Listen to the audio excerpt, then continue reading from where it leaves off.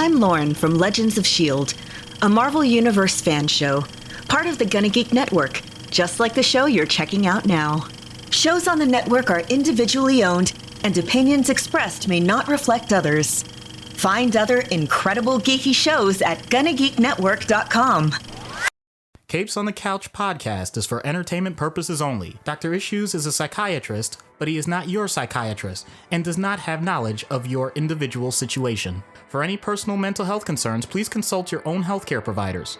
For medical emergencies, please call 911 or the designated number in your area immediately. Remember that you are not alone and help is out there.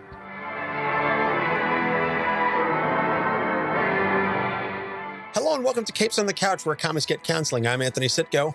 And I'm Dr. Issues. Hello and welcome to all of our hopefully new fans and listeners after our fantastic PuchiCon panel on Sunday. We had an absolute blast. Thank you again to the coordinators and everybody who was present, everybody who ran the event, all the volunteers, everybody involved with the con. It was nice to be there. It was at least my first con in quite some time, because I haven't been in a couple of years with COVID and everything. And just a fantastic event. And like I said, had a lot of fun chatting with folks before and after the panel. I actually got to hang out a little bit on Saturday as well, because I was there at the Extra Life booth helping promote Extra Life. As our fans know, I'm a big supporter of that charity, and they had a booth there. So I got to man that for a little while. And, you know, my wife and I did some gambling, and we also got to see Guardians of the Galaxy Volume 3. And I think I'm still dehydrated from all of the tears that were shed from that film. I need to replenish water to restore my system, especially since I have a Tough Mudder coming up this weekend. So I'm going to need all the water I can get. But enough about that. We are continuing with our theme of Marvel Cosmic May, and we are here to talk about Galactus, the Devourer of Worlds, the guy with the big purple skirt.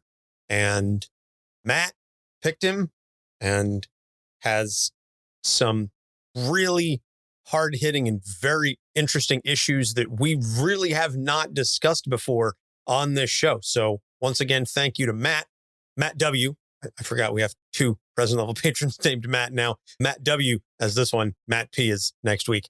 But in any case, before we get into the issues, let's get into the background. Galactus, created by the legends Stan Lee and Jack Kirby in Fantastic Four number 48, March 1966. So Galan of Taa was an explorer of the universe that existed before the Big Bang. When the universe collapsed during the Big Crunch, he merged with the sentience of the universe and was reborn in this universe with an insatiable hunger.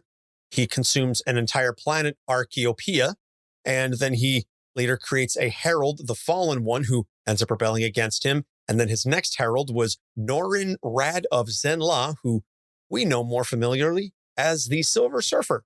When the Surfer approaches Earth to warn the planet of the coming of Galactus, the Fantastic Four lead the defense and are able to repel him with the ultimate Nullifier. Mr. Fantastic later sends him into the negative zone to eat uninhabited planets.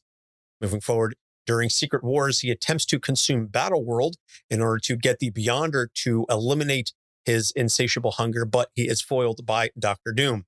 He gets turned into a star by his own consuming machines. This releases Abraxas, which is an awesome Santana album, by the way. But Abraxas creates so much destruction and chaos that Franklin and Valeria Richards are forced to revive him to help them defeat Abraxas. He then attempts to feed on the Infinity Gems, but that only releases another destructive being. He heads to Asgard to find an item to satiate his hunger, and Odin agrees to let him have it once Asgard is no more. Then, more recently, in the past couple of years, he was forced into his incubator by the Ultimates, not the Ultimate Universe team, but the 616 Ultimates. I know the titling gets a little confusing. He emerges as a life bringer instead of a devourer, but this throws off the cosmic balance, and several celestial beings attempt to return him to his former state. Then, to help defeat Hank Pym / Ultron, Galactus consumes a world that is overrun by Ultron drones. This revives his hunger, and the Surfer returns as his herald to help him find uninhabited planets. And then More recently, he was drained by Thor and turned into a bomb to destroy the Black Winter, a being that consumes entire universes. So Galactus, long story short, massive being, usually preceded by a herald who comes to visit the world to say, your time is limited. Please flee your planet. Galactus is going to consume the entire thing. So if Galactus shows up, it's generally not a good thing. Having said that, the interesting thing, and one of the key things that Stan Lee and Jack Kirby did when they created him, is they said, we want to create a godlike character who has a villainous effect on the story, but is not really a villain himself. And we're going to get into this in the issues, but Galactus is essentially a force of nature. The morality of good and evil are below him because he is operating on a scale so far above us that he can't conceive of our problems, which I think is just a really interesting and fascinating way to look at these kinds of things. Doc, I don't know if you want to posit anything before we even get into the issues. No, let's just jump right in. Okay. I kind of liken Galactus to a bit of a cosmic Godzilla in that he is, again, neither good nor evil. He just is. He is a force of nature. He is a cosmic constant. I don't know. Anything alive's got to eat. That's basically what it comes down to. So the issues, since this is a Matt W. episode, he's got his write-up. Galactus, the Devourer of Worlds, the Harbinger of Civilization's End, and an eco-friendly, sustainable farmer.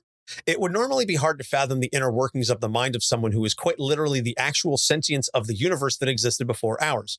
Fortunately, Galactus helps us out quite a bit by being more than a little chatty about himself and his motivations with the lesser beings he encounters in his travels. A few of his issues have stayed very consistent over the decades. Here's the first one, and just going to give a little bit of a trigger warning. Not that we normally do these, but if you have an eating disorder or otherwise triggered by discussions around food, this might not be the episode for you. So with that, the first issue is a very complicated and often unhealthy relationship with his food and his eating in general. Galactus does not enjoy the act of devouring worlds. It has never been an act that brings him pleasure. He simply has to do it in order to survive. Prior to becoming the Lifebringer, he displayed several tendencies that might be thought of as eating disorders in someone who was not a cosmic entity. In Secret Wars, he declares to the Beyonder that his fondest wish is to not have his constant hunger anymore, to be free of the need to eat. On several occasions, it's been made clear that he often starves himself as long as it's possible for him to stand it between his meals. When confronted by beings and civilizations who don't want to be destroyed and who beg him to find another planet to consume, his constant refrain is that there's simply no more time to do that. He has to eat this planet right now, or he's going to die. All right. So this is genuinely a topic that we haven't discussed head on. The idea of eating disorders. So let's make this clear. If you like to eat, if you enjoy what you eat, if you are comfortable with your body type and it's not causing you any harm that any doctor or any healthcare professional would notice, and you don't have a medical diagnosis, congratulations. There is a wide range that's considered acceptable. So don't automatically throw yourself off when we talk about this. Now, having said that, I think it's an opportunity to talk about the full spectrum. So the most common thing, especially in predominantly Western developed worlds, is the idea of overeating. So yes, you do need to eat to survive. I'm not going to get into specific diets because that's not as important to this specific topic when it comes to the disorders. But the point being, there's a certain amount of energy that you need to get through the day and to come out, let's say, net neutral. And if you don't meet those calories, either by choice or by circumstance, then naturally there's going to be changes into what you want. If you're eating more than what you need for the energy output that you have to use every day, then I'm not just talking about the idea that you gain weight. You actually are changing how your body processes the energy itself. And you're giving clues as to how your brain is supposed to function. We are not totally tailor-made for the world the way it is right now. And so let's say your pattern is I'm sorry, I'm going to use this old joke. I'm on a seafood diet. When I see food, I eat it. Ha ha ha ha ha. But the point being, if you constantly eat at a large proportional amount and you do that more days than you don't, then you're giving your body the signal that for some reason, and I know this may not make sense, but for some reason, you are storing things for what's about to happen. Like something major is coming up. It's a survival mechanism, and your body starts to store it more as fat and basically says, it's not much different than many other animals. I don't know if this is hibernation. I don't know if this is we're going on a long journey and we're not going to be able to eat again for the foreseeable future. And so we have to store up. And that also can lead you to think, after your metabolism ironically slows down to conserve energy, oh, well, I'm feeling more tired than I did before. I don't know what I'm supposed to do with this because now I don't have the energy to do the things I used to enjoy. And you actually just take the rest of the time doing the one thing that you know you could still do, which is eat. And it just keeps going and going. And I apologize. I know I enjoy puns. I'm not trying to do puns here, but it feeds on itself. And so you still end up worse than when you started. And it can be the idea that because you don't have the energy and you don't have the, heaven forbid, motivation to do other things, it really does become its own goal where all you're doing is eating and you're focused on it. Some people actually do get obsessions with food, that they think about the next time they're going to eat. They think about the next time they're going to prepare food. They think about opportunities for when they could be around people that are going to have food. Like it can be its own problem in that way, not just the eating itself. So let's say you've gone past that, and let's say you actually have, I'm not even saying body dysmorphia, but you have the idea that this is not what you wanted. And now we're getting into more what Galactus has. Like, okay, I don't necessarily like this. Well, guess what? You can actually go the opposite direction, and you could say, well, then I'm just not going to eat. And there are some people that do that, and they won't. But then they also think that not only do they not want to eat, they think that they need to actually change their body type to the point that they don't want to gain weight, because gaining weight is a sign that you are eating too much. But the problem with that, let's think about that. If you don't create a set point for yourself, what happens then? Is your current weight the weight that you're supposed to be if you've already established that you were overweight to begin with?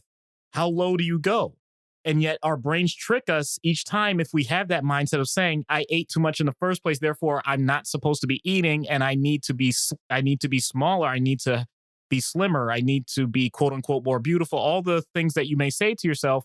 And that starts to compound to the point that you can't even identify yourself as healthy, and you don't eat at all. Or if you eat, it's very little. And then you try to increase your metabolism because you want the motivation to say that you're continuing to lose weight through excess energy use. So we're basically talking about anorexia. Now, that's clearly not healthy. That's dangerous, can potentially be fatal.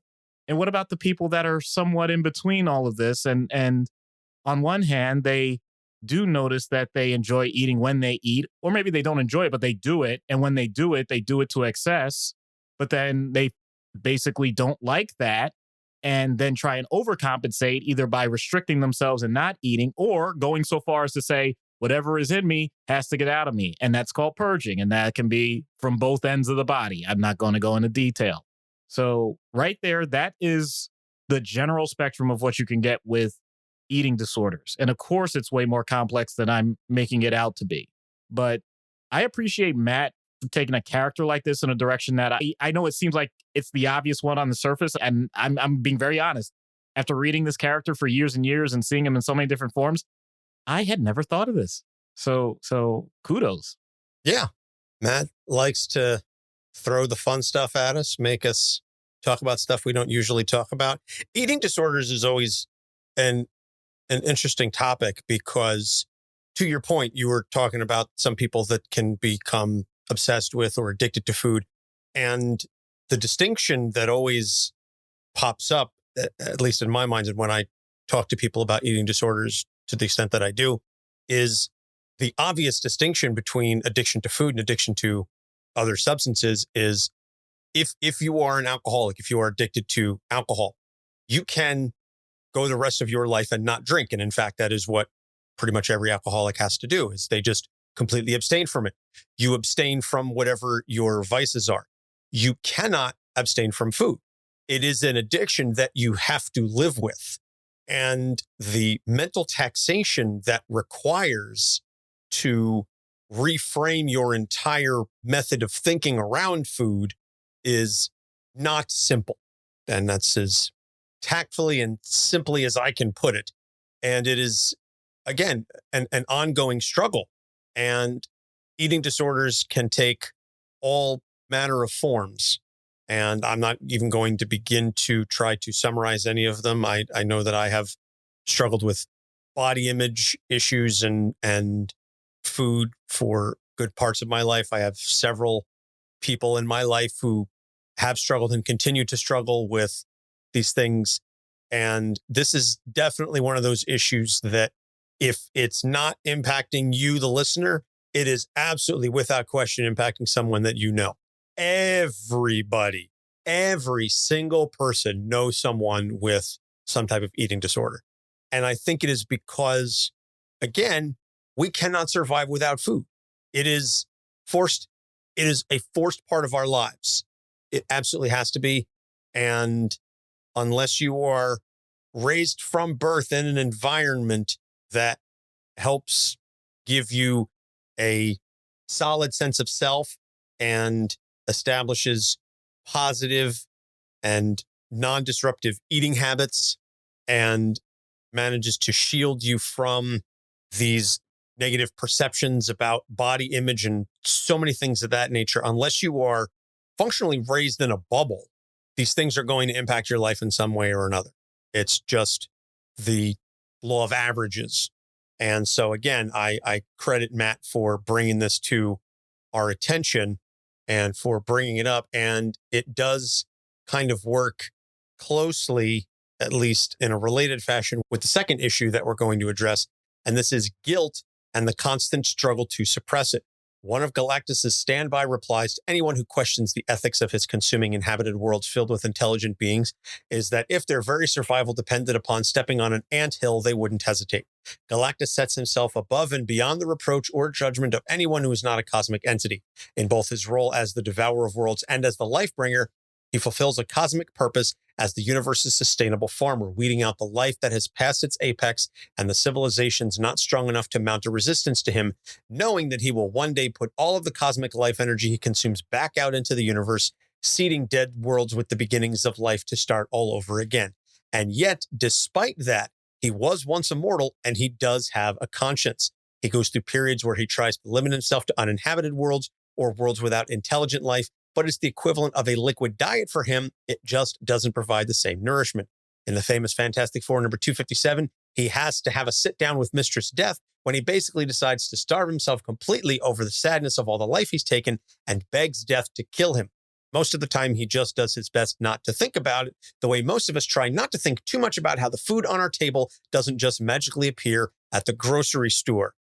So this not only discusses eating disorders and the way we consume food, but also you want to talk about animal rights. You want to talk about vegetarianism and veganism and animal welfare. And I mentioned Guardians Volume 3. It's not really a spoiler, but it is such an animal rights film at its core because of the rocket story that it is some serious stuff. And I would venture to say that there is more than one person who's going to leave Guardians and probably go vegetarian, if not full vegan. But back to Galactus. Doc, the floor is yours. All right. Once again, an area that I feel this is more philosophical than anything. It's the idea that you have a certain concern about society as a whole and how things are run and what your role is in it and how do you manage what you know with what you continue to do. And yes, in this case, we could go full scale because it has to do with the existence of sentient life itself. I think we could all relate that, yeah, we want to survive. We do. I swear to you, it's true. But Yeah, if you scale it down for us, I think you are right that animal rights is a great example of it. I mean, anything environmental qualifies as well. There are many political things that have to do with human rights, the idea of war, et cetera, et cetera. There's lots of different things. I'm not trying to get bogged down with any one particular thing, but in this case, we'll stick with the food or the need to live thing most prominently because it's the one that we all, or the greatest majority of us, can really relate to. That's why there's the term how the sausage gets made. You don't want to see animals slaughtered. You only want to see the before and after. You don't want to see everything in between. And for many things in life, you don't need every detail of everything that happens. Do you really need to know, for example, with the technology that we're using and many of the minerals, many of the elements that we need to make all this technology work and how they're mined and what the cost is of that and how that has shaped certain countries and all. I'm just going with that as a sidebar because you can do this with any topic, but recognize what happens with that. I could, in theory, stop the podcast right now and wait for people to have responses to this. And we could do this until, I don't know, maybe sometime next week. And what have we done? We may have provided education to each other about things we may not have known about before. And we've deprived ourselves of sleep. And we've neglected the people around us. And we've neglected our jobs. And we have accomplished exactly what? In other words, there's a lot of opportunities for us to be better at the things that we care about, but there's no such thing as doing that in a vacuum. One of my favorite podcasts to listen to is called Afford Anything, and that's the whole point. You can afford anything, but not everything. So you really do have to pick your time, your concentration, the things that you're going to put a lot of energy into, because if you pick one, by definition, you are excluding others. So for every time that you decide that you're going to make sure that you're defending, let's say, in a very positive way, and it is a good thing to do, if you are protecting animal rights, then recognize that the amount of time that you're sustaining to do that, you are not dealing with the fact that some of those things, if done in a proper way, might be able to help out people that are in significant poverty and are being neglected. And actually, that is usually a great source of very affordable meals for people that otherwise wouldn't have them. And no, I'm not saying that fast food is a good thing, but I'm saying it is a survivable thing. And that's why you find them in many inner cities.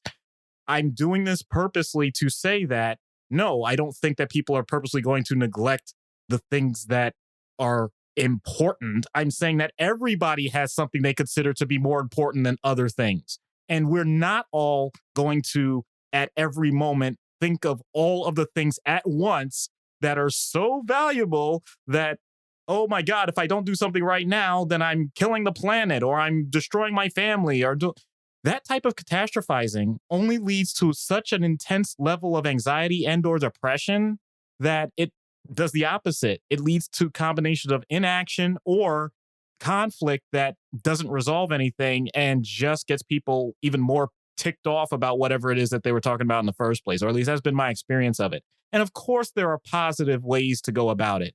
I'm not denying that. I'm just saying that if it's rumination, the idea that it just takes up so much of your headspace that you're not able to, once again, get back to the basics, you're not able to really complete the functions of eating, sleeping, and, being valuable to those around you, you might want to take a step back. That's all. Okay. There's a lot to take in there. So much so that I'm not even going to attempt to summarize, as I occasionally do. I'll just let that sit, marinate. It's not I suppose that is a metaphor, and we're just talking about animal rights, and I'm like, yeah, marinate it like a steak or a chicken. You can marinate vegetables too. You could. I don't, but someone could. What? You never had like giardella? You never had like real like kimchi? You've never had? Oh, come on, man! This stuff is awesome. I'm not saying it's bad. I'm just saying I've never tried it. If people try firecracker pickles, they're great. So you lost me at pickles. My wife will probably be on board. Me, not so much. But stay away from Kool-Aid pickles. Those aren't that great. They're overrated. So overrated. Oh, yeah. So The last issue, and this is one that is a little, at least partially more, what's the word I'm looking for, relatable to some of the other characters that we've done, is trouble finding, hiring, and keeping good help. Galactus is so much better off when he has a herald in his service finding worlds for him to eat. But he's had a really bad run of luck with them. He had such a bad experience with the Fallen One that he didn't create another one for eons before the Silver Surfer, who managed to break through the blocks Galactus put on his morality enough to rebel. He really liked Airwalker, but Airwalker liked him back enough to sacrifice himself to save him.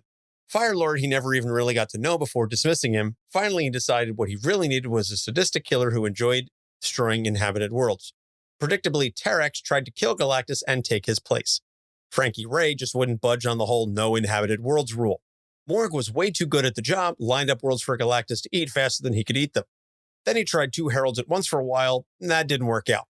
The man just doesn't really seem to know what it is that he really wants from an employee, which seems to be why he keeps finding incompatible candidates for the job. He's a bad boss, and I'm sure a lot of us have had one at some point or another, and you go, oh, you just nice enough person, but you should not be doing this job. So I'm just going to plug a media personality. I don't know if she still has the website, but Evil HR Lady. Incredible. I mean, actually incredibly smart. Like just a lot of knowledge from that perspective of how business works. So I give it a lot of credit because that's the first thing I thought of with this. So for obvious reasons, I'm going to say some practical things and then I'll get into the more philosophical side. There is a very simple phrase when it comes to being an owner of a business. Hire slowly, fire quickly. That's not as cruel as it sounds. I'm not saying that you have to be Mr. Burns from The Simpsons. I'm saying that it's worth it to take your time and not rush on a person that in theory you want to last as not just as long as you need for that task, but as long as you have the business going. That really should be the goal. The goal should be that the people you hire are people you trust enough that no matter what is happening, even if that particular task is done, yes, they may no longer be your employee, but they are still someone that you're going to have value for as long as you need to do something. So that way you make networking connections that are going to last longer than just one person. And that makes a huge difference, more so than whether or not they can complete the thing that you want. Of course, the number one thing is complete what you want, but too often we just shortchange it. And that is at greater risk nowadays when you have things like Fiverr and everything. It's wonderful. It's wonderful for people at to be honest, at Anthony and our scale, because the idea is we just need to get these things done to make things work and survive. That's fine. I'm not knocking it. I'm saying, though, once you get to a certain level where you know, okay, I have what I think is truly sustainable. I want to keep growing. I want to serve more customers. I want to do more with whatever it is I'm doing. Then yes, it does mean that you may want to take the time to interview multiple people, even if it means your business is going to grow slower. Because then you actually have what's more likely going to be a proper sample size of what's out there in the first place. Because if you take the first person that looks good on paper and they interview okay, then you have no idea what you're comparing them to. In which case, you just gave an opportunity to everybody else, for all the people that are remaining, to just go ahead and cherry pick. And that's not really a good idea. Meanwhile, let's say things aren't working out. Then there's 2 sides to that. The employee knows what they want in the sense that if they're unhappy, guess what's going to happen? At some point, they're either going to do a worse job or they're going to leave. And let's be honest, which would you rather have? Would you rather have someone that is not doing a good job for you stick around and be passive aggressive? Or would you want someone who says, you know what, this isn't working out. I do think, though, that there's some opportunities here, and you let that person take that other opportunity. Now, when I say it like that, that doesn't sound horrible. But if I say, wow, okay, we did a 3-month review and it seems like it's just not working out and you need to go. It's like, oh my goodness, now I'm just being a cold, mean-hearted person. And that's not even the point, you know? So that's a big part of this. And now for the philosophical side. And the reason I said philosophical is because I'm just going to be funny, y'all. So this is not politically correct. And no, you have to be careful around kids. But if you look up the special Steve Harvey, One Man, and he talks about his job experiences. And yes, there is some dated comedy in there. But the point being, what I get out of it is people handle the ideas of hiring and firing a bit different depending on their expectations and their background, and especially in middle management. And I'm sorry, I still think it's hilarious. And if that gets me canceled, so be it. But it is worth looking up just for that. I love it, you know? So in that sense, I'm going to say, just give me my check. Just give me my check. Give me my check. All right. I'm sorry. I had to throw that in there because when I read Matt's thing, that's all I was thinking of in terms of hiring help. Like, there's no way you know how every person is going to react in a situation where there's a reason why I call it work. It's because you have to give incentive for someone to do something they wouldn't otherwise do. That's why it's work. So when you start with that, recognize that no, you're not looking for a friend. No, you're not looking for someone with a pretty face. Unless you are looking for someone with a pretty face, like if you're going to modeling or something, I get it. But I'm just saying, yes, focus on the job, but focus on the person and how that person helps with the job, not just their ability to do the job alone. The whole thing about work is I'm being compensated for my time, that you are going to compensate my time sufficiently that the work and labor and service that I am providing to you is worth more to me than the time that I could be spending elsewhere. That is the singular, boiled down notion of work, of time, around labor and everything. But when you were talking earlier, it reminded me of a plaque that is hanging outside one of my coworkers' cubes, and it said that, and I'm trying to recall it from memory as best as I can, the CFO and CEO of a company are talking, and it's about training employees. And the CEO says, what if we train our employees well, I know what you're and then talking they about. leave the job? And the CFO says, what if we don't train them well and they stay? I've kind of butchered it, but you get the idea. No, that's exactly it. You didn't butcher it. That's it. That really is it. It's this notion that, at least from a managerial perspective, you have to provide your employees with the resources they need to do the job well and effectively. And you need to compensate them for their time, for that training, and for that effort. Unfortunately, we're in a time where neither of those things are happening right now. And that's why you're seeing so many people either switching jobs or quote unquote quiet quitting, which is really just corporate jargon, buzzwords for acting your wage, which is I'm not going to go above and beyond unless I'm compensated for it. And the notion that people are only going to do exactly what is required of them, only what is exactly necessary for their job, and only exactly what they have to do within the confines of their hours of employment, and limiting themselves to that. If that ripples throughout the entire work sector, the entire house of cards collapses.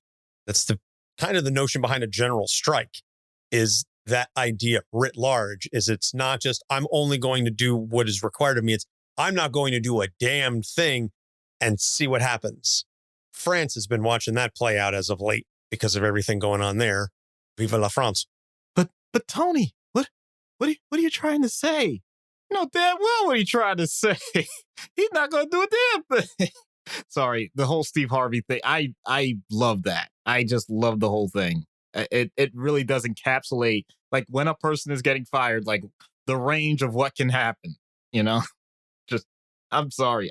I'm really advocating this. That's the one where it's firing the white guy versus the black guy. Yeah. Yep. Okay, I know what you're talking about. I was trying because I know he says it that way, but my point is I don't give a damn about the race part. It's just like, yeah, you got some people that are going to flip out, man.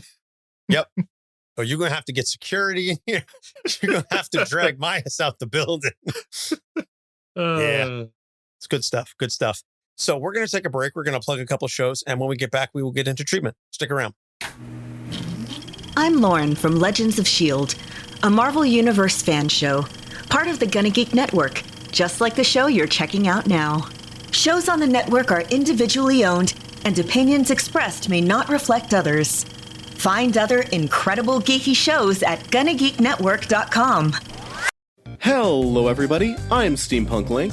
And I'm ME0. And we are the hosts of the SNEScapades podcast, a chronological journey through the North American Super Nintendo library, 3 games-ish at a time. We play them briefly, judge them harshly, and rank them. As we do that, we go into the history of the games in question, who made them, when they were made, and any interesting stories that surround them. And we'll also probably sprinkle in a few bits of leftist politics here and there. Just look for SNEScapades on Anchor or your favorite podcast app. You can also check us out on honestpiranha.com. We hope to see you there, and play it loud.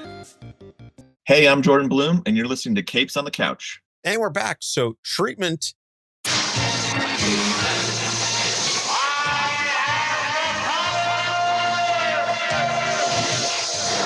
Galactus does have all of the power. And what are you going to do to help him manage it?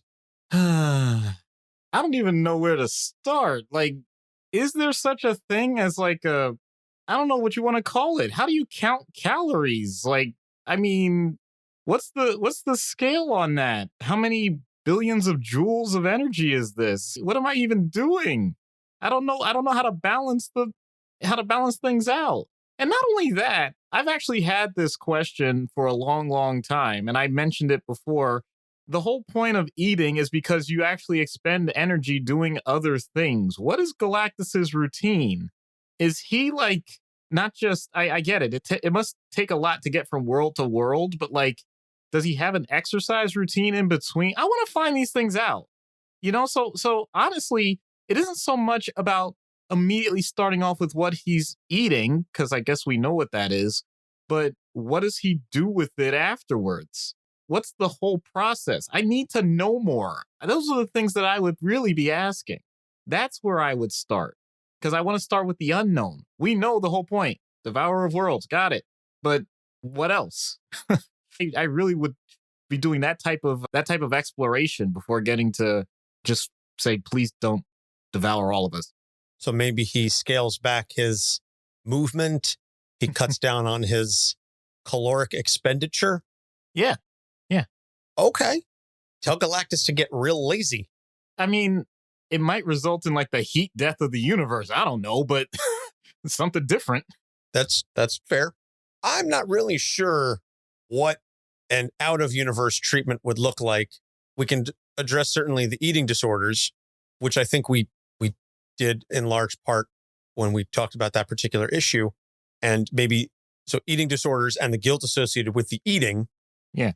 Well, and some of you may get a little tired of this because I think you know where I'm going to start with this. Many times it does have to do with personal experience, trauma, whatever it is. Explore it if it's there. But then also, I'll admit my experience is limited because I haven't spent an extensive amount of time doing eating clinic work, either outpatient or inpatient. So I can tell you that some of it, once again, gets back to the practical side. If someone is anorexic, then yes, they do get weighed because we need to have something to measure against and how they're doing for the sake of survival, let alone obviously having the conversations about possible body dysmorphia or just general self-esteem. So there's that. And then, of course, on the other spectrum, if there's overeating, then yes, what's the exercise routine? What's the diet? What's, all those things. Whatever underlying medical conditions may be contributing, can't shortchange that. So always make sure a person is on the proper medication treatment. Check your thyroid, folks. It's something that's so incredibly important and plays a huge role in this. We know it. If you are pre-diabetic, then please check with your doctor if there's anything you can do before developing, full case of diabetes. And this is very important for the mental health world as a whole. If you are taking things like antidepressants, antipsychotics, mood stabilizing medications, those have a huge impact on metabolism, and we know it. And I'm apologizing for every physician that has used them, including myself, because we know that these things can happen. Yes, we're trying to get better options for you, but there is a lot that's still in your control. So if you have gained weight, if you have noticed that your cholesterol levels and your blood sugar levels have changed because of the medications themselves, and like I said, I'm sorry, it is a known effect, and we will help you navigate that with your primary doctor to get through that. If it's not anorexia, I apologize. If it's bulimia, or it can be anorexia if it includes certain types of purging, then it's behavior modification. It's actually keeping a log of the last time you did those things and reviewing it with a therapist, all these in consultation with a dietitian if it is a matter of actual pure diet or whatever restrictions there are, and just taking it one day at a time. Sorry for the cliche, but at the same time, every day that you last doing it is a day that gives you an opportunity for more freedom for what you want to do in life instead of worrying about all this stuff in the first place. Yep. I said earlier that it was going to involve a reframe with respect to the eating. And we've spoken many times on this show about the importance of reframing and cognitive behavioral therapy. Cognitive behavioral therapy isn't the only paradigm that uses reframing, certainly. And it's definitely not the only thing within CBT, but it is a huge part of it. So the one thing I'll say about eating disorders is it is very difficult to address at times because the person who has it may not necessarily be aware of it or the extent to which they're aware of it. But the flip side is those around that person may not be comfortable in raising it. They may, in some cases, have it themselves. They may potentially misdiagnose something or state it incorrectly. There's a whole host of issues associated with the possibility of telling somebody, I think you may have an eating disorder, because, again, there's just a host of stigmas attached to it. And I've said this before on other shows and in other instances, that we as a society and as a culture have conflated 4 separate variables that ultimately I think have very little to nothing to do with each other, but we've kind of collectively associated them with one another. And that is weight, health, beauty, and value to society. That skinny equals healthy, skinny equals beautiful, and beautiful equals valuable. So if you don't fit into any of those categories, or at least what society deems as within the acceptable parameters, then you are an other, or you get less positive treatment. It's a topic for like a whole other podcast, and I didn't really want to get down that rabbit hole to this extent. But when we're talking about these kinds of things, I just feel, again, it's important to raise these things. Just because you're skinny doesn't mean you're healthy. Just because you're fat doesn't mean you're not. Attractiveness and what someone finds attractive has nothing to do with the number on the scale or the body measurements that you have. And none of the above have a damn thing to do with your value to society and your inherent value as a human being. So I just want to make that abundantly clear to anybody who's listening to this, that your value as a person is wholly independent from your physical appearance. Your weight is nothing more than a numerical depiction of your relationship with gravity. And that's kind of all there is to it. But I just wanted to go on record as saying that when we were talking about these things, it just kind of brought it out in me, if you will. And that is how you shut that down. That is amazing, dude. Well, thank you. So with all that being said, I'm not really sure you can conceptually fit Galactus on a couch, but we're going to damn sure try. Hello, Galactus. I'm Dr. Issues. Greetings, Doctor. When Adam Warlock said I'd be doing work for cosmic beings, I wasn't quite expecting this. You have been approved by beings of power beyond comprehension. This carries with it incredible responsibility. Seems like I've heard that before. The hero called Spider-Man has made it somewhat of a mantra. So how can I help you? I know your specialty is mental health, but you are experienced in physiology, are you not? Well, I'm a psychiatrist and an MD, so I have knowledge of human biology. Having said that, I'm not really sure how that would apply to a celestial being of phenomenal power. I don't think there's even a remote chance of analogous internal systems. I am less concerned with the biology and more focused on the mental connections to the physical form. All right. I can't believe I'm asking this, but what can I do to help you? I need to go on a diet. Excuse me? I must find a way to satiate my eternal hunger for the sake of sentient beings. Oh boy. So I appreciate you seeking my input, but I don't know how to help you here. You can provide me with suggestions to create mental blocks to abate the compulsions associated with the hunger.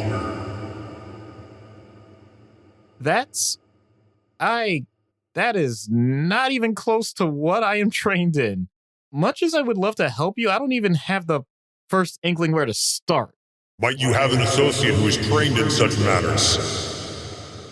Sorry, I don't know if there's much of a call for cosmic dietitians. Perhaps you know of some free-range options? How would that even work? A planet of sentient beings who desire to ascend to a higher plane, all of whom have the freedom to stay or leave. I have not figured out all of the logistics yet. I was hoping for your input. I'm sorry. Wait. Have you seen the commercials for that medication that wasn't originally designed for losing weight or whatever, but people started taking it anyway? The impact of a minuscule spheroid would not satiate such a state. No, but the premise is similar to what I'm thinking. You need a new set point. So, change the order of what you eat and when, then maybe some sort of suppressor. And, how does one do bariatric surgery on a cosmic scale? My physical form has no known constants. I am whatever form is comprehensible to the species viewing me. And you're still large, so we're gonna need an endoscopy tube the size of a space station. Like maybe route the last veins of our coal mines to neutralize your digestion, I guess, from the start. If we combine that with the theoretical particles of the Hadron Collider, I think we might get some sort of black hole, and it'll be inside you, and that way everything that comes in would just as easily pass out. And what would exit this tube? What matter of energy or matter is created from this experiment? I'm not a physicist, but I think it could reset whatever goes through back to the original point of his existence, like before the Big Bang or whatever. I don't know. You are willing to take a chance on existence as we know it just to recreate it from my hunger? Well, when you put it like that, or after you eat and there's this new hole, can you eat that? Eat myself? The whole? I mean, what if you came out on the other end? I mean, what would you be like then? You are attempting to navigate concepts far beyond the precepts of your mortal brain. Take care, Doctor, that you do not force yourself into a state from which you cannot recover. Or do so. Either way, Galactus will persist. Probably, but I don't know. What would you have? Sorry. But probably, but would you though? I mean, how do we know you wouldn't become like this infinite digestive loop feeding on itself for eternity? And then you wouldn't even have the need for outside worlds. you'd kind of be in this steady state. Nobody else gets devoured. I mean, that sounds like a fair trade, right? Your morality operates on a scale infinitesimal to one such as Galactus. These concerns are as important to me as those of an ant are to you. There are far greater universal threats at risk if the cosmic balance is destabilized. Before such an experiment proceeds, I must ponder the effects on the universal scale. I will consult with the Living Tribunal, Eternity, and the Cosmic Council. And as a doctor, I guess I should give some basic advice. Eat rocky planets for fiber, but not Uranus because it's too gassy. This is true. Although this encounter is not what I expected, you have enhanced the possible futures of all that will ever be. This will not be forgotten, Doctor. I don't quite think he got what you were going for.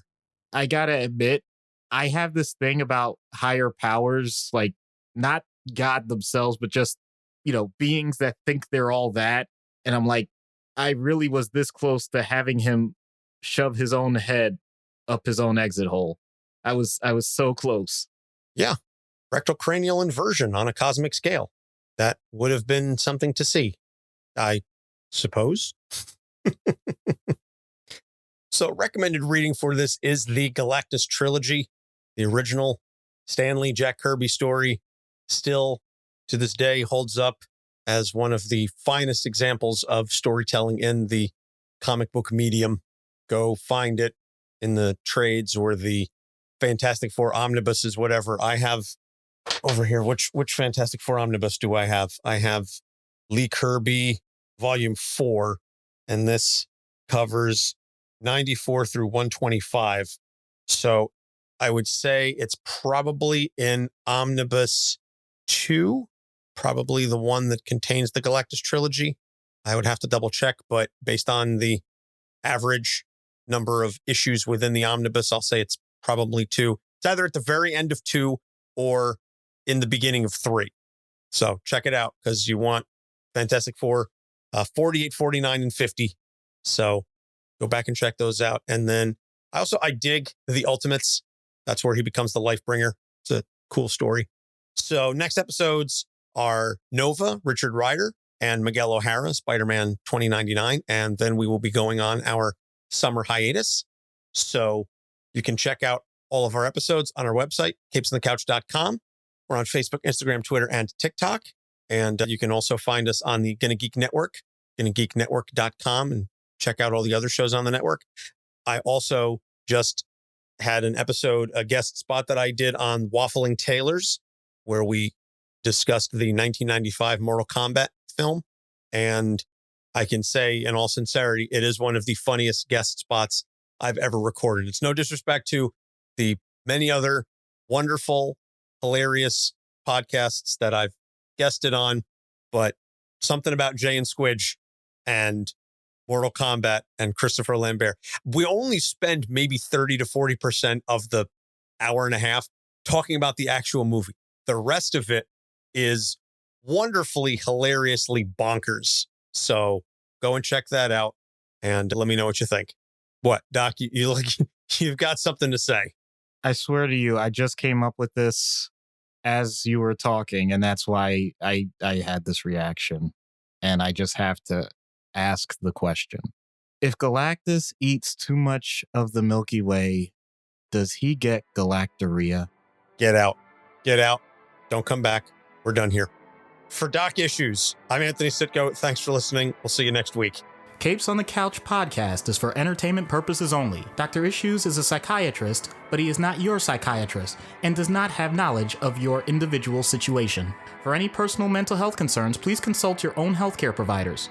For medical emergencies, please call 911 or the designated number in your area immediately. Remember that you are not alone and help is out there.